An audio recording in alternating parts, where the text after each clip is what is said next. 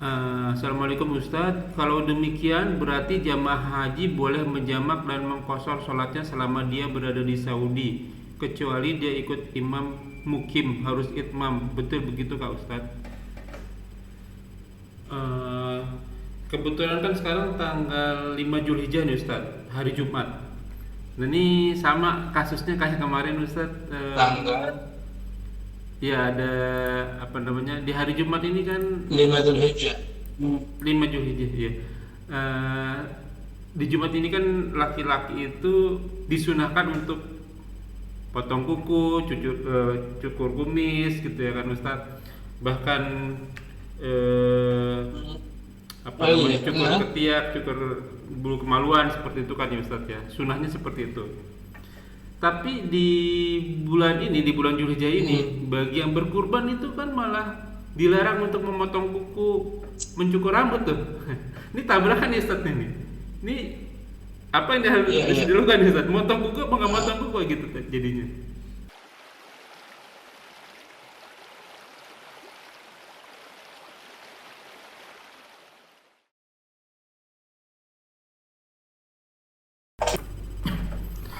Assalamualaikum warahmatullahi wabarakatuh.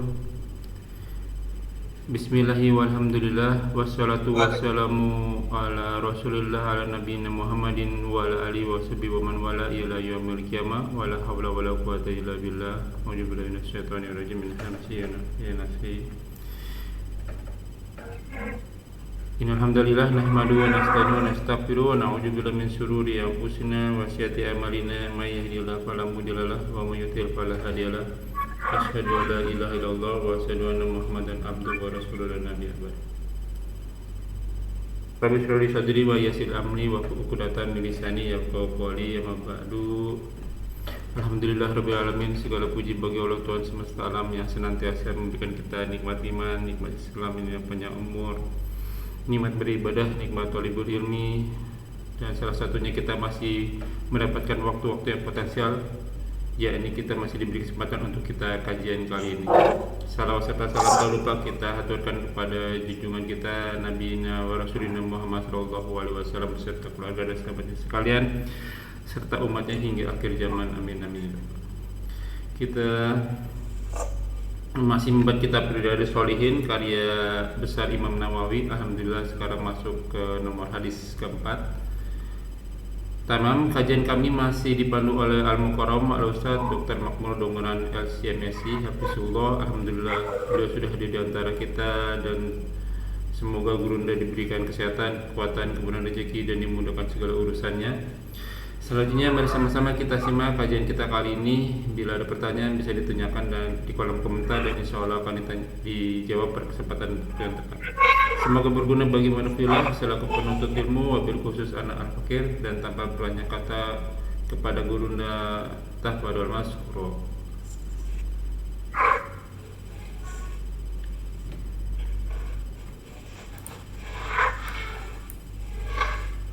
Baik. Sekarang hadis keberapa? Hadis keempat ya. Hadis keempat. Nah, Baik.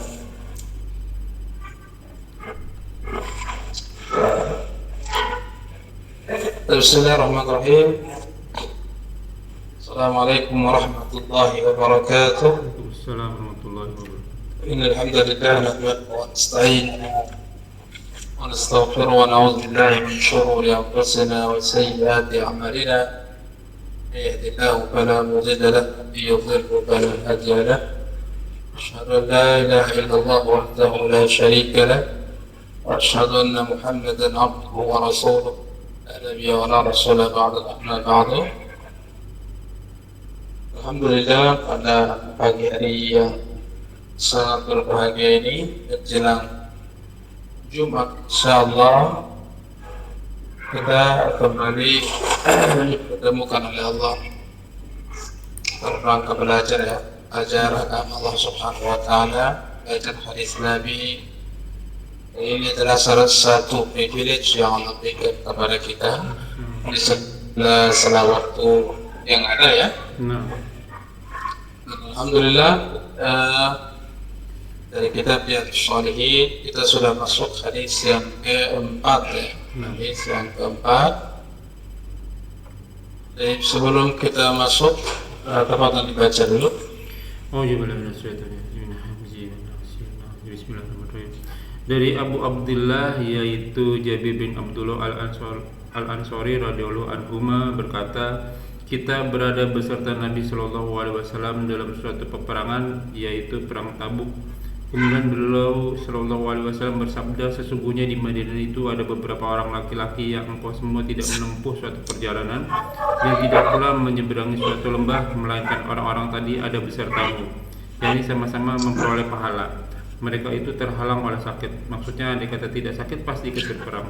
Dalam suatu riwayat dijelaskan, melainkan mereka yang tertinggal itu berserikat denganmu dalam hal pahalanya. Riwayat Muslim. Nah,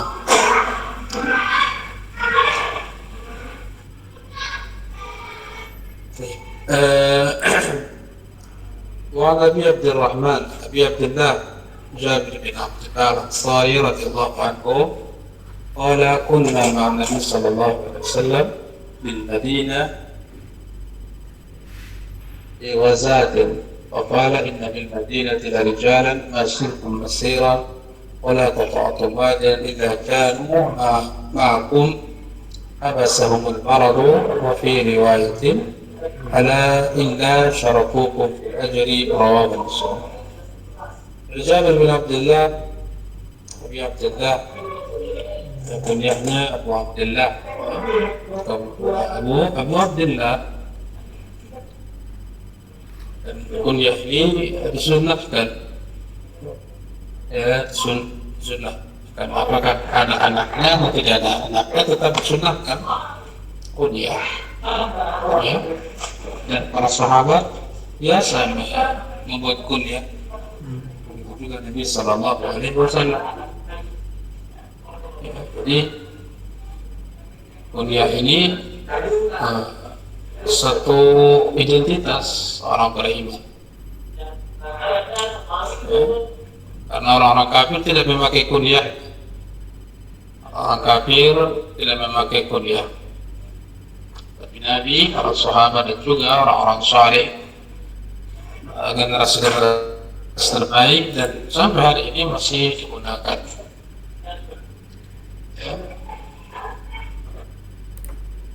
Jabir bin Abdullah Al-Ansari radhiyallahu anhu dia mengatakan, kunna ma'a Nabi sallallahu alaihi wasallam fi ghazwati, adalah kami bersama Nabi alaihi wasallam pada suatu peperangan. Beliau bercerita tentang kejadian beliau Nabi bersama Nabi di satu peperangan. Artinya dalam kondisi perang pun menghalangi mereka untuk belajar, ya. Jadi menghalangi mereka untuk menuntut ilmu, dapatkan faedah dari Nabi Sallallahu Alaihi Wasallam. Ya. Jadi kesibukan kita, aktivitas kita, kemudian apapun itu, mestinya tidak menghalangi kita juga untuk belajar, ya, mendapatkan faedah, mendapatkan ilmu. Tidak mesti kita mendapatkan ilmu itu, tidak mesti harus banyak-banyak. Satu hadis, satu ayat, satu faedah, satu ucapan ulama yang memiliki makna, cukup sehari. Ya, konsistensi yang dibutuhkan. Hingga kita tidak ada alasan, saya sibuk, saya kerja, saya apa segala macam, sehingga saya tidak ada waktu. Tidak dibenarkan. Hatta sahabat, hatta Nabi Sallallahu Alaihi Wasallam dalam kondisi perang pun beliau masih mengajarkan, memberikan faedah kepada para sahabat. Dan itu dicatat oleh para sahabat, didengarkan, disampaikan lagi oleh sahabat ini. Apa kata dia? Inna bil Madinati la rijalan. Sesungguhnya di Madinah ada beberapa lelaki, masirtum masiran. Tidaklah kalian menempuh suatu perjalanan. Ya, artinya ada satu kelompok atau beberapa orang yang sebetulnya orang ini ya tidak ikut dalam perjalanan tersebut. Secara fisik mereka tidak ikut. Oleh karenanya Nabi katakan, masirtum masirat wala qata'tum wadiyan. Tidaklah kalian berjalan menelusuri jalan dan juga tidaklah kalian menempuh lembah-lembah. Ya. Artinya kalian menempuh lembah, kalian berjalan menelusuri jalan, sedangkan ada beberapa kelompok tidak ikut. Ya, tidak ikut. Illa kanu ma'akum. Ya.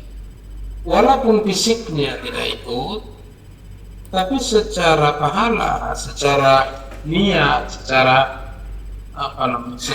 ganjaran mereka tetap ikut. Ya, mereka tetap ikut.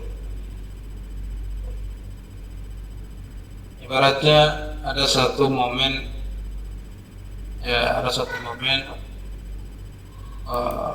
satu acara di mana acara tersebut siapapun yang ikut di acara tersebut akan mendapatkan hadiah, mendapatkan uang, mendapatkan bingkisan. Namun kata Allah, orang yang biasa meramaikan acara tersebut sedang sakit, sedang keluar kota atau apa segala macam, ada uzurnya lah. Jadi orang yang dia tidak terbiasa sebetulnya mengikuti momen tersebut, acara tersebut, tapi karena qadar Allah dia sakit atau dia ada urusan, dia tidak ikut. Ya. Namun karena hadiah sudah dibagi atau hadiah sudah diberikan dengan jumlah yang biasa hadir itu, sehingga orang yang tadi uzur itu pun tetap dapat, karena dia sudah dibelikan, sudah disiapkan lebih dulu hadiahnya atau bingkisannya. Ya, dari sejak awal dia sudah kebagian bingkisan itu, karena memang dia nggak pernah meninggalkan momen tersebut atau acara tersebut, dia selalu ikut. Begitu juga dengan orang yang disebutkan oleh Nabi ini. Mereka biasa kok ikut berperang bersama Nabi, berjihad bersama Nabi. Tapi qadarullah, mungkin mereka sakit, atau mungkin sudah tua, atau mungkin terhalang karena mengurus orang tua. Maka kata Nabi SAW, illa kanu ma'akum. Ya, secara pahala mereka tetap sama seperti kalian. Oleh karenanya kata Nabi, habasahumul maradu. Ya, jadi mereka terhalang oleh alasan yang masuk akal, sakit, ya, ngurus orang tua, menjaga misalkan menjaga menjaga orang sakit dan yang lain. Ya. Dalam riwayat lain, illa syarakukum fil ajri, kecuali mereka tetap mendapatkan ya pahala. Ini kembali kepada niat, kepada niat. Sebab orang-orang yang terhalang ini tadi adalah orang-orang yang sebetulnya mereka juga ingin ikut berjihad, ingin bersama Nabi Sallallahu Alaihi Wasallam kemudian perang, tapi kata Allah ada halangan. Tapi dalam hati mereka tetap ingin. Dalam kehidupan kita juga seperti itu. Sebetulnya kita punya keinginan untuk belajar, ya, untuk duduk di majelis ilmu. Tapi kata Allah kita punya kesibukan, kita punya uzur, ya, terkadang sakit, terkadang tak sempat, waktunya bertabrakan. Ya. Tapi niat itu harus ada, keinginan untuk belajar, keinginan untuk duduk di majelis ilmu. Ya. Itulah pentingnya niat itu. Jadi terkadang kita tetap mendapatkan pahala hanya karena niat, walaupun terkadang tidak terrealisasi. Itu tidak disengaja. Tapi kalau hanya sekedar niat, ya tidak ada upaya untuk mewujudkan, maka ini talak. Talak itu seperti bermain-main. Sama seperti orang yang ingin bertaubat, tapi nggak bertaubat juga. Ini namanya talak. Oleh karena Allah Jalla Jalaluhu mencela orang-orang yang sudah menunda-nunda taubat dengan alasan nanti aja, taubatnya nanti aja. Misalkan nanti aja belajarnya, ya kapan-kapan aja belajarnya, masih ada waktu kok. Walaupun dalam hatinya ada niat, tapi nggak pernah direalisasikan. Ini tidak benar, ini dicela oleh Allah. Ya nanti aja sholatnya, nanti aja sedekahnya, nanti aja. Ya baca Qurannya kapan-kapan aja, masih ada waktu. Nanti aja kalau sudah pensiun, kalau sudah enggak. Allah katakan apa? فخلف من بعدهم خلف ورثوا الكتاب يأخذون عرض هذا الأدنى ويقولون سيغفر لنا. Akan ada suatu generasi yang mereka memilih perkara-perkara kecil dari dunia ini. Ya, artinya mereka melakukan hal-hal yang bodoh, hal-hal yang konyol. Apa hal-hal yang konyol? Hal-hal yang konyol itu adalah hal-hal yang dimurkai oleh Allah. Ya, hal yang dimurkai oleh Allah, lalai dari Allah, lalai dari agama, lalai dari din, jauh dari ilmu, jauh dari orang saleh. Apa kata mereka? Sayughfaru lana, pasti Allah akan mengampuni kami, kata mereka. Ya, jadi tidak hanya sekedar keinginan, sekedar niat, tapi harus ada realisasi. Tidak hanya sekedar keinginan untuk bertaubat, niat untuk bertaubat, tapi nggak pernah bertaubat. Ya, nggak pernah bertaubat. Nah, itu sama saja dia berbohong atau talau, bermain-main dengan Allah. Itu tidak boleh. Ya, itu tidak boleh bermain-main dengan Allah. Ya. Maka Allah mencela orang-orang yang seperti ini, orang-orang yang bermain dengan Allah, bermain-main dengan Allah. Ya. Namun kalau kita sudah merealisasikan keinginan kita sudah coba memaksimalkan waktu untuk belajar, kita sudah belajar agama Allah, kita sudah maksimalkan untuk baca Quran, untuk bertaubat. Tapi qadarullah ada saja mungkin penghalang, ya karena waktu bertabrakan dengan kewajiban lainnya, atau karena kita sudah baca Quran tapi terkadang lupa, terkadang harus buru-buru. Ya, ini beda cerita seperti selama kita sudah usahakan, sudah maksimalkan, maka dicatat seperti orang yang melakukan, kata Nabi Sallallahu Alaihi Wasallam, illa kanu wa'akum. Hadisnya sangat jelas sekali, ya. Illa kanu wa'akum.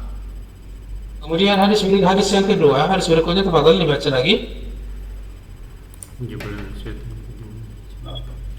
Dari Abu Yazid, yaitu Ma'an bin Yazid bin Aknas radhiyallahu anhum, ia ayahnya dan neneknya adalah termasuk golongan sahabat. Kata saya, ayahku yaitu Yazid mengeluarkan beberapa dinar yang dengannya ia bersedekah, lalu dinar-dinar itu ia letakkan di sisi seorang dalam masjid. Saya, yakni Ma'an anak Yazid, datang untuk mengambilnya. Kemudian saya menemui ayahku dengan dinar-dinar tadi. Ayah berkata, demi Allah, bukan engkau yang kukehendaki untuk diberi sedekah itu. Selanjutnya hal itu saya adukan kepada Rasulullah SAW. Lalu beliau bersabda, bagimu adalah pahala yang engkau niatkan, hai Yazid, yakni bahwa engkau telah memperoleh pahala sesuai dengan niat sedekahmu itu. Sedang bagimu adalah apa yang engkau ambil, hai Ma'an, yakni bahwa engkau boleh terus memiliki dinar-dinar tersebut karena juga sudah diizinkan oleh orang yang ada di masjid. Yang dimaksudkan adalah Yazid tadi, riwayat Bukhari.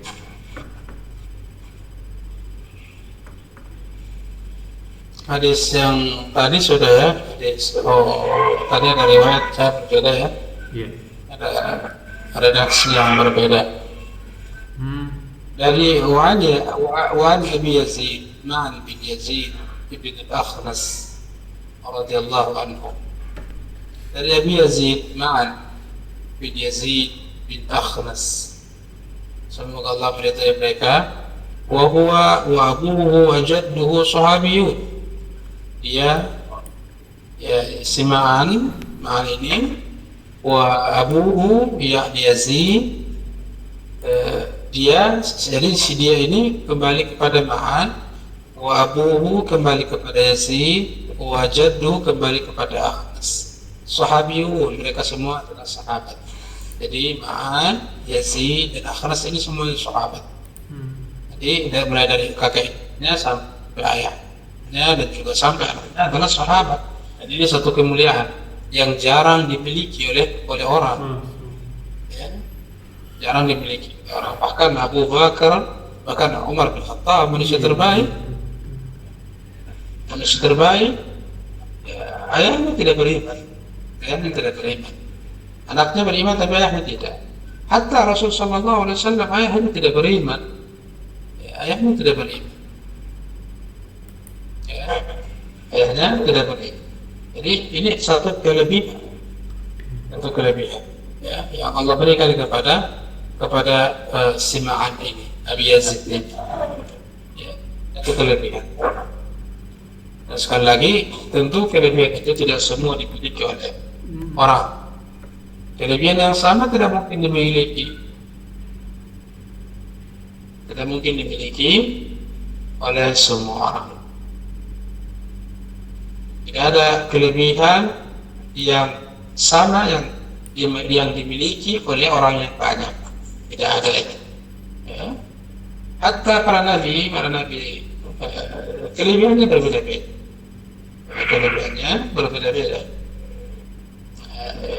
Misalkan Nabi Nuh alaihi salam, Allah berikan dia kelebihan kesabaran, ikhlasan dalam berdakwah. Tapi anaknya tak beriman.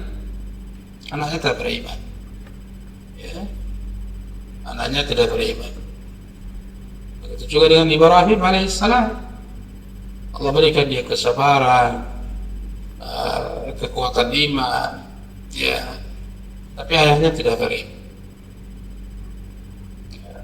Banyak para nabi dan rasul yang setiap nabi dan rasul itu Allah kasih kelebihan masing-masing. Oleh karenanya kata Allah, tilkar rusulu faddalna ba'dahum ala ba'd. Ya, para nabi dan rasul itu kami lebihkan sebagian mereka atas sebagian. Ya, dari sisi yang bisa jadi satu nabi tidak kelebihan satu nabi tidak dimiliki oleh kelebihan lainnya. Tidak dimiliki oleh kelebihan lain. Ya, bahkan nabi kita nabi terbaik, ya, seringkali Allah buat nabi kita itu kelaparan, ya kan, tidak ada makanan, tidak ada minuman, tidak ada yang bisa mengganjal dalam perut, bahkan nabi harus mengikat batu di dalam perutnya. Tapi Allah lebihkan Nabi Sulaiman. Allah lebihkan Nabi Sulaiman dengan harta, dengan kerajaan, kekuasaan yang sangat berlebih sekali. Bahkan kekuasaan Nabi Sulaiman adalah kekuasaan yang paling luas, kekayaan yang paling kaya dalam sejarah manusia. Tidak akan ada yang bisa menandingi kekayaan Nabi Sulaiman alaihissalam. Kelebihan yang Allah berikan kepadanya. Ya. Jadi sekali lagi kita kembali kepada Ma'an bin Yazid bin Akhnas. Dia, ayahnya dan kakeknya adalah orang-orang yang beriman dan sahabat. Dan kita ketahui bahwa keutamaan sahabat ini tidak bisa dibanding oleh siapapun, hatta tabi'in. Ya, mungkin secara keilmuan tabi'in terkadang lebih berilmu daripada sahabat secara keilmuan, secara kuantitas keilmuan. Tetapi derajat sahabat itu, status sahabat itu tidak bisa ditanding oleh siapapun. Ya. Kata Ma'an ini, dia bercerita, karena Abi Yazid adalah ayahku. Siapa ayahnya? Yazid. Jadi dia bercerita tentang ayahnya. Akhraja danani yatasaddaqu biha. Ayahku ini mengeluarkan beberapa dinar, mengeluarkan dari sakunya atau dari kantong, dari manapun ya, dia keluarkan. Yatasaddaqu biha adalah kemudian dia sedekahkan dinar tersebut. Fawada'aha inda rajulin minal masjid. Lalu kemudian dia meletakkan dinar tersebut, atau dia menitipkan dinar tersebut kepada seseorang yang berada di masjid. Ibaratnya kita ada uang, kita ada recehan atau berapalah itu, kita taruh tuh di kotak infak, atau kita titipkan kepada satpam atau DKM, ya. Jadi sama seperti yang dilakukan oleh ayahnya si Ma'an. Jadi dia titipkan kepada pengurus masjid, pada seseorang yang ada di masjid tersebut. Ya. Coba kita lihat. Faji'tu fa'akhadtuha fa'ataituhu biha. Lalu saya datang ke masjid, saya ambil uang itu, saya ambil lagi dinar tersebut. Barangkali orang yang tadi dititipkan itu dia kasih ke si Ma'an ini, kayak mutar, uangnya mutar, dinarnya mutar. Ya. Ayahnya Yazid titipkan ke seorang lelaki yang ada di masjid, lalu kemudian si Ma'an ini anaknya datang dan mengambil dinar tersebut, barangkali dikasih oleh dia. Fa'ataituhu biha. Lalu kemudian saya bawa dinar tersebut, saya balikin lagi ke ayah saya. Saya bawa lagi ke ayah saya. Jadi mutar. Ya kan, mutar. Belum sempat dia apa-apa di masjid, ya orang ini datang kasih ke Ma'an, kemudian Ma'an bawa ke rumahnya, kasih ke ayahnya lagi. Kan ayahnya sudah ngasih tadi, sudah berikan infak. Ya. Lalu apa kata ayahnya? Aqala wallahi ma iyyaka aradtu. Ya. Kata ayahnya, demi Allah saya tidak ingin itu.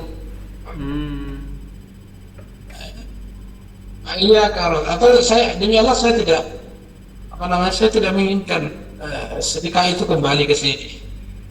Ya. Saya tidak ingin sedekah yang aku kasih tadi, dinar yang aku kasih tadi, seharusnya kamu nggak usah bawa. Ibaratnya kita bawa makanan, kita bawa buah ke masjid, dan kemudian kita datang sebagai anak, ayah kita misalkan bawa buah ke masjid, lalu kemudian kita sebagai anak datang ke masjid, buah yang tadi dikasih ke masjid, dititipkan ke masjid, kita bawa kembali ke rumah, kan gitu, mutar. Ya. Dan ayah mengatakan, wallahi ma iyyaka aradtu, demi Allah saya tidak menginginkan ya dinar ini kembali kepadamu, atau saya tidak menginginkan dinar ini kamu ambil. Wa khasamtuhu ila Rasulillah sallallahu alaihi wasallam. Lalu kemudian kami berdebat sampai kami mendatangi Rasulullah sallallahu alaihi wasallam. Coba kita lihat bagaimana tindakan Nabi alaihi salatu wassalam. Apa kata Nabi? Laka ma nawaita ya Yazid. Wahai Yazid, kamu telah mendapatkan pahala sesuai dengan yang kamu niatkan. Kamu titipkan ini ke masjid dengan niat sedekah, maka kamu mendapatkan pahala sedekah. Ya, pahala sedekah. Walaupun kembalinya kepada anaknya, ke rumahnya sekalipun, ya, tapi karena niatnya tadi sudah benar-benar ikhlas karena Allah, maka kau mendapatkan sesuai dengan niat yang kau lakukan. Ya, jadi Nabi mengatakan kepada ayahnya, wahai Yazid, ini kan ayahnya, maka kamu mendapatkan pahala sesuai dengan niatmu. Ya, lalu kemudian kata Nabi, walaka ma akhadta ya Ma'an, sedangkan kau wahai Ma'an, kamu boleh mengambilnya. itu hakmu. Ya, karena pengurus masjid telah memberikannya kepadamu, maka silahkan diambil, itu sudah menjadi hak. Ya, maka subhanallah, inilah pentingnya niat itu. Ya, terkadang niat yang ikhlas, ya secara tidak sadar kembalinya kepada kita. Ya, apa yang kita sedekahkan 50.000 yang kita sedekahkan hari ini,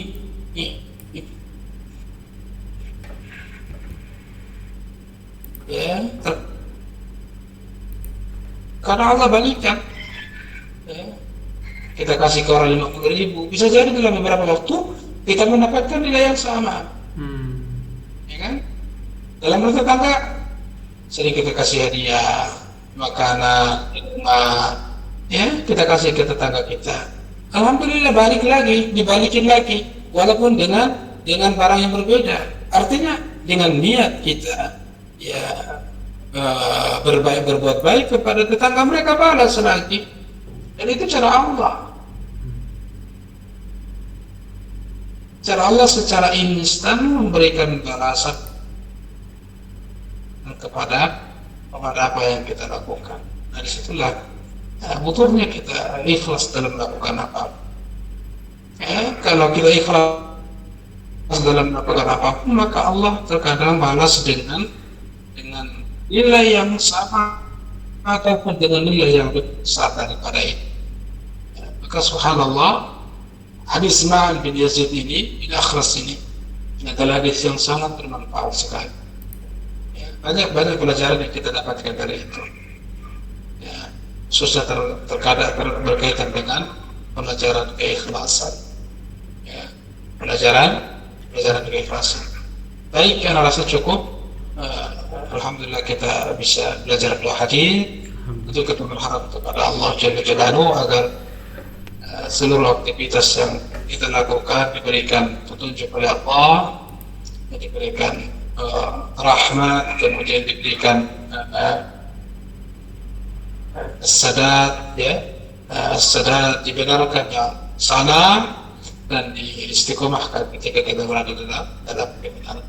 Barakallahu fikum. Kalau ada yang ingin bertanya, tabatan. Syukran jazakallahu khair Ustaz. Ke moderator. Syukran jazakallahu khair Ustaz. Alhamdulillah rabbil alamin. Ada dua pertanyaan Ustaz.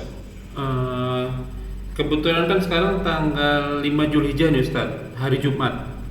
Nah ini sama kasusnya kayak kemarin Ustaz. Tanggal? Ya ada apa namanya, di hari Jumat ini kan 5 Zulhijjah. 5 Zulhijjah ya. Di Jumat ini kan laki-laki itu disunahkan untuk potong kuku, cukur kumis gitu ya kan Ustaz. Bahkan cukur ketiak, cukur bulu kemaluan seperti itu kan ya Ustaz ya. Sunahnya seperti itu. Tapi di bulan ini, di bulan Zulhijjah ini, bagi yang berkurban itu kan malah dilarang untuk memotong kuku, mencukur rambut tuh. Ini tabrakan ya Ustaz ini. Ini apa yang harus dilakukan Ustaz? Motong kuku apa nggak motong kuku gitu jadinya? Barakallahu fikum. Tadi pertanyaannya adalah apa namanya? Ini hari Jumat, gitu ya, hari Jumat yang biasanya disunahkan untuk memotong kuku dan sebagainya.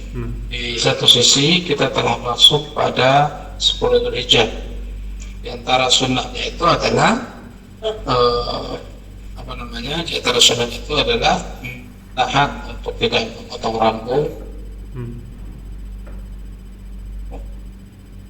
Itu bukan apa yang harus kita lakukan. Maka sebetulnya dalam perkara-perkara seperti ini sering kali terjadi.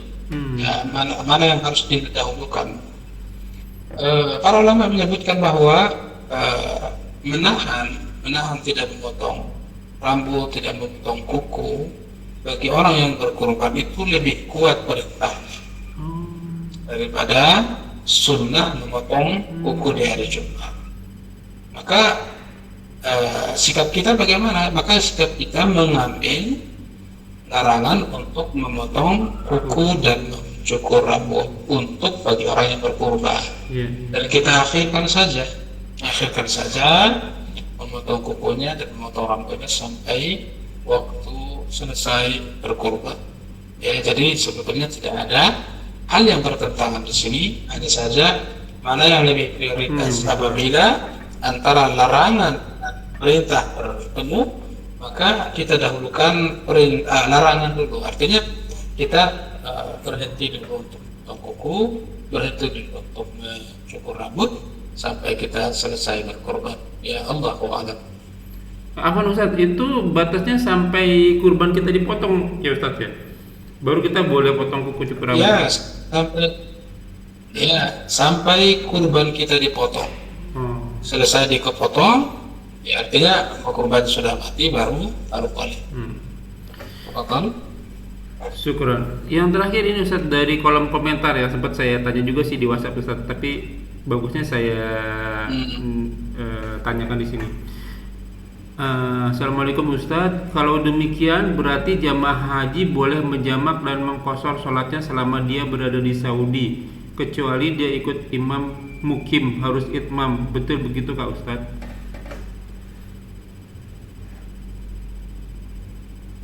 Naam, cuma untuk jamaah bagi orang yang safar itu tidak disunnahkan. Jamaah tidak disunnahkan, ya, kecuali dia sedang berjalan, sedang di perjalanan. Misalkan kita dari Indonesia ke Dubai, nah selama di pesawat itu boleh kita menjam.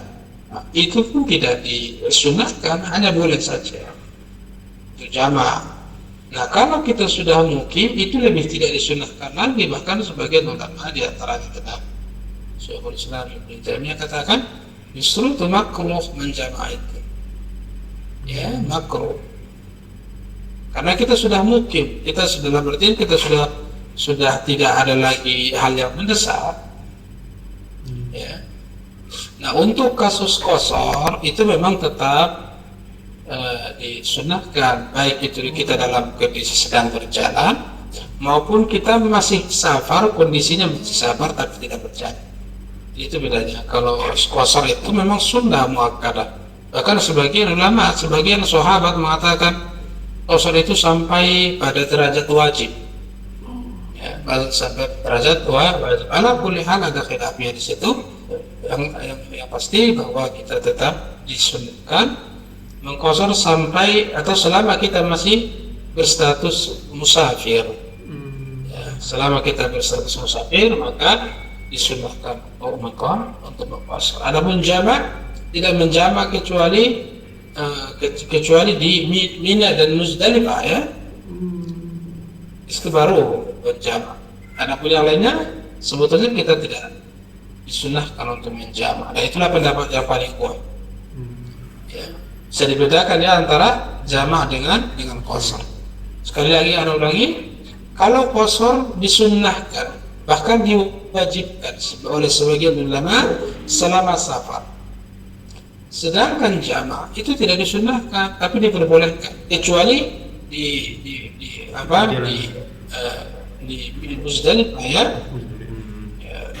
Adapun jamaah tidak disunnahkan. Ya, diperbolehkan ketika kita sedang mengalami kesulitan di perjalanan.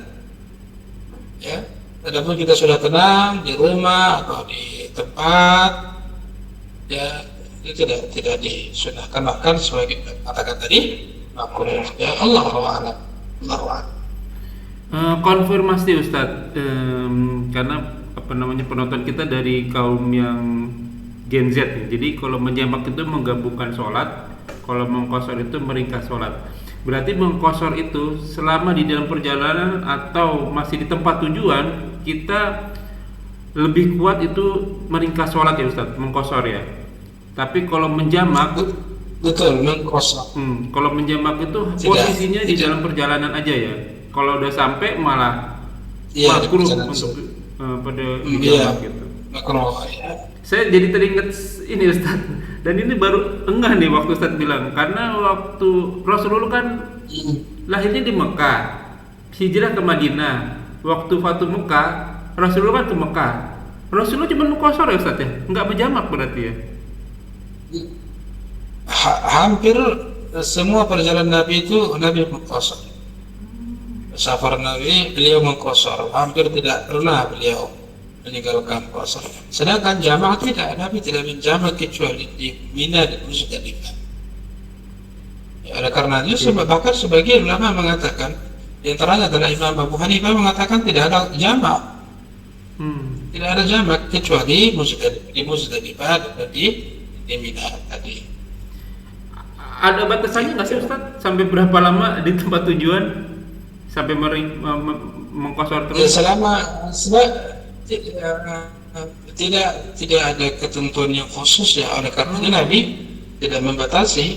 Cuma selama Nabi di perjalanan beliau tetap mengkosor. Dan terkadang perjalanan Nabi itu bisa seminggu, bisa 2 minggu.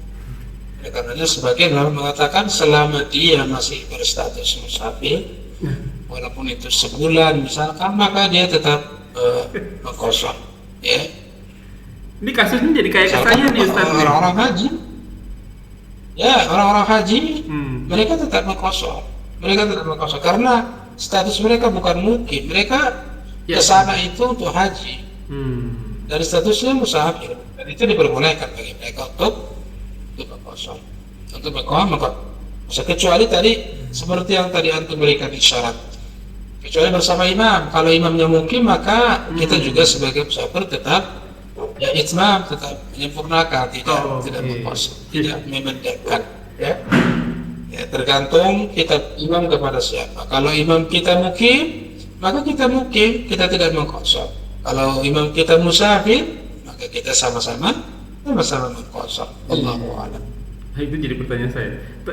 Jadi nyambung nih Ustaz. Saya kan musafir ya Ustaz ya. Benar nggak sih saya? Kan saya kerja di Dubai nih Ustaz. Kan sih posisinya di tujuan, belum balik lagi ke Indonesia, belum balik ke rumah. Tapi posisi saya 11 bulan di Dubai. Ini saya jatuhnya gimana nih Ustaz nih? Musafir di kosor atau ikut yang mukim Ustaz? Jaringan antum nggak wadah. Coba diulang tadi suara antum nggak kedengaran tadi. Oke. Kan posisi saya ini sebagai pekerja di sini Ustaz, di Dubai ini. Jatuhnya kan musafir, belum balik lagi ke tujuan. Ya. Berarti antum sekarang kondisinya masih kontrak dengan perusahaan Dubai. Nah, Betul tidak? Betul kan? Betul. Antum masih dikontrak dengan perusahaan Dubai dengan visa apa? Dengan visa residen. Visa pekerja. Residen. Iya. Visa apa namanya? Visa residen Ustaz. Berarti visa residen, visa kontrak kerja ya, bahasa umumnya begitu ya. Artinya belum ada status antum sebagai warga atau sebagai orang yang bermukim di situ, betul nggak? Ya, sebagian ulama mengatakan kalau memang setelahnya antum masih meniatkan bermusafir, maka antum boleh mengkosor. Oke. Iya, begitu. Ya. Namun ada ulama membatasi begini. Kalau antum sudah menganggap diri antum sebagai orang yang mukim di sini berbulan-bulan, bisa setahun, seperti halnya para pelajar-pelajar kita di Madinah, di Kairo, ya mereka sebetulnya status, walaupun tidak ada status dikatakan Anda mukim atau saya mukim, tapi kan diniatnya sudah mukim, dia sudah mukim di situ, maka dia tidak lagi mengkosor. Sama seperti antum. Kalau antum sudah niatkan saya bermukim di Dubai selama setahun, maka antum sebagai mukim sebaiknya bukan lagi bukan lagi mengkosor.